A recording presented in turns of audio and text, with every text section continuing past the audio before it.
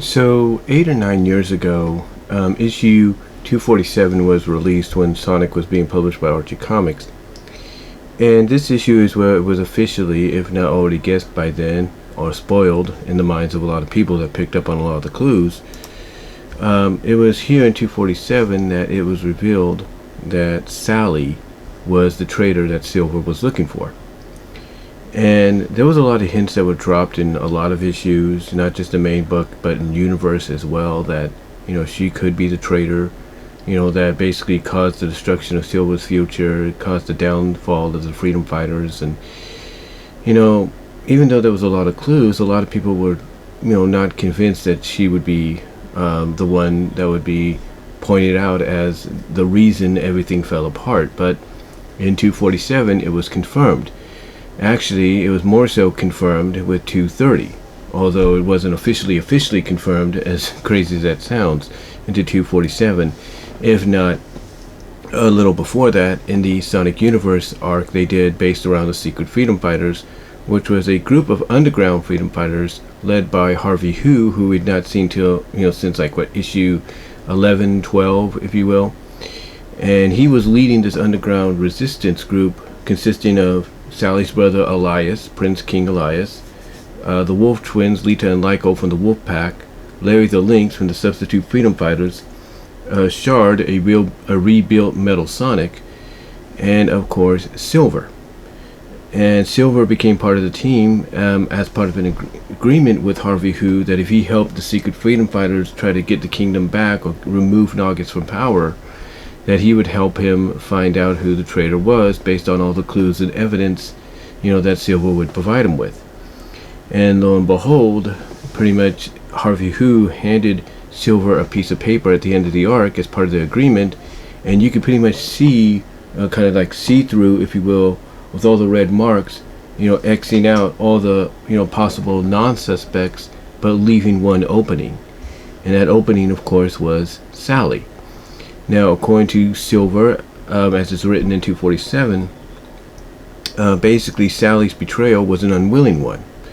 That, throughout the 200 to 300 years between his time frame and the current time frame in the story, that basically history had lost, all the information, all the backup, information that would pretty much clear Sally of any wrongdoing. And as much as, we may not like the fact that it was pretty much evident they were going to go that route, as much as we didn't want them to go that route, the story, in a sense, kind of, as much as I hate to say it when it comes to this story arc, especially its conclusion, basically it does kind of make sense, because a lot of what Silver explains in that moment when he reveals who the traitor is, the actual traitor, and the unwillingness of the traitor, that everything that matches up to, everything that historically was, kept, on file all the way up to his time frame has come to pass. The freedom fighters have broken down, things have gone to crap.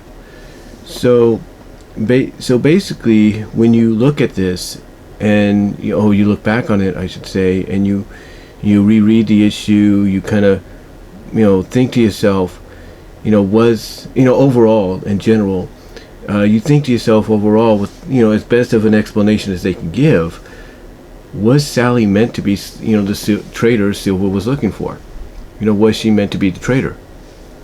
Even though, like I said, there was a lot of clues that pointed in that direction, as much as we didn't want it to, including the Mobius 30 years later story arc in Sonic Universe. Even though there was some clues that pointed in that direction, the question obviously is, was she the traitor originally meant to be found out by Silver? And my honest answer is, I don't think so. I don't think she was meant to be found out as the traitor.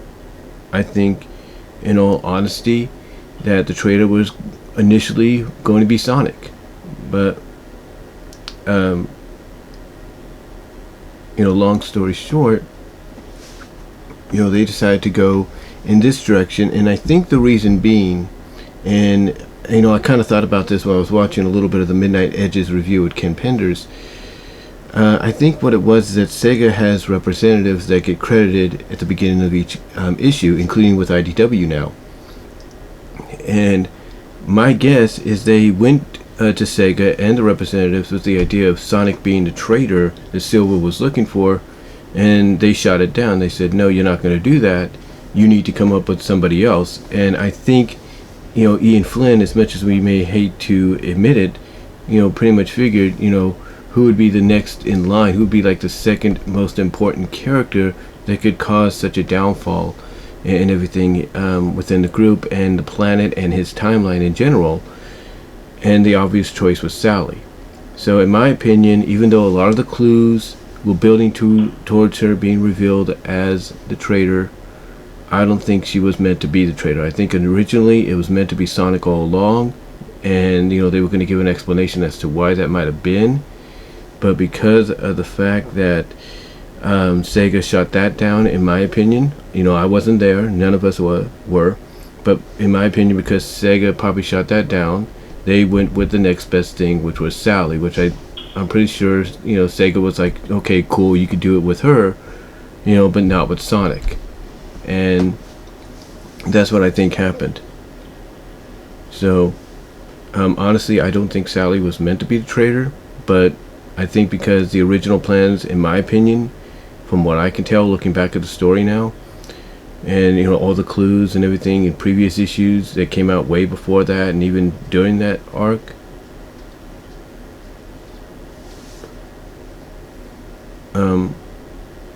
I think basically it was all just changed around because of the original idea that Ian wanted to go with, and he couldn't.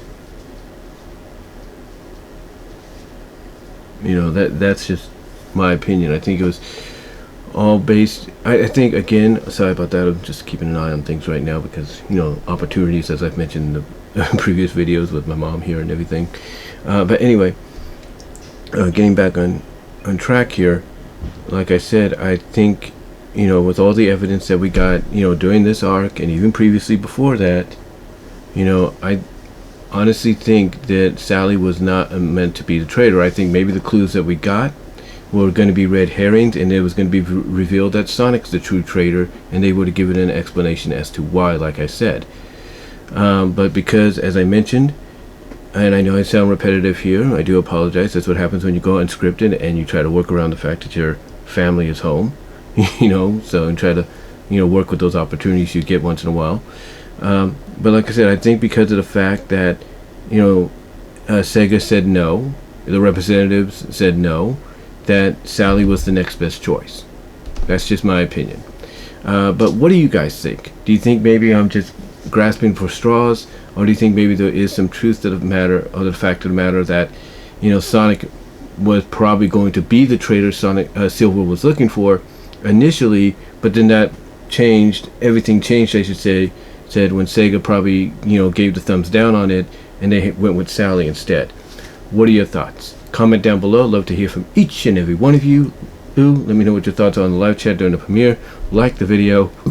And I am out. Thank you all for watching. Peace.